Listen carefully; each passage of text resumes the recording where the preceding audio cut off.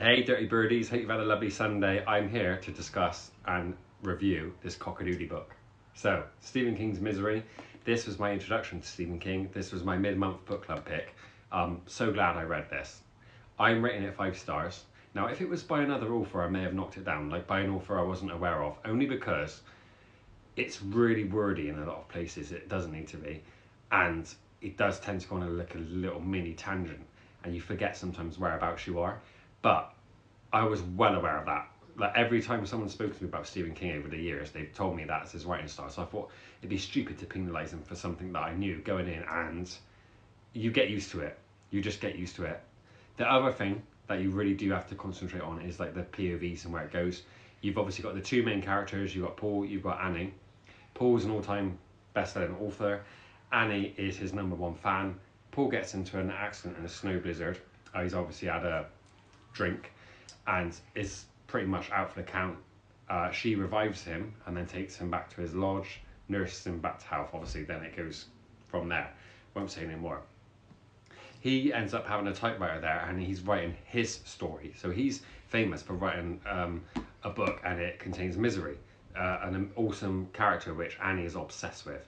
Now, he starts using this typewriter, so the stories that he's writing is then onto paper, but they do change the font, so that does help. Unfortunately, there is a missing letter N on the typewriter. There's some more as you go on through the story. There's more missing letters, so you have a different writing style for that particular one. It does take a while for your eyes to get used to. It's like, oh, it's quite jarring to begin with, but quite unique really, considering how old this book is.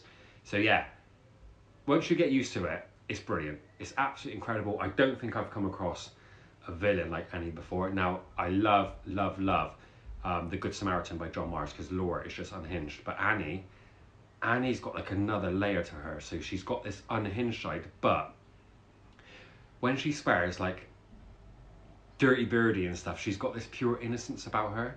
And after like seeing the movie, you see like the gentle side to her, but as well as obviously what can happen on the switch for dime. So I have no words. This was absolutely incredible. At 2 parts of this book, honestly, I felt bile coming up. I am not really one to get disturbed by things, but this really did push me to the limits on a couple of occasions, and I was like, oh my days, I was going to spew. So my introduction to Stephen King's been absolutely fantastic. I cannot wait to read more. Everyone has suggested like completely different books. I've got a few on the way. I've got the Institute here, so I will decide eventually what I will do next, but I have no complaints. So I'm going to jump off and I'm going to do a review on the movie and like some of the comparisons. But yeah, incredible.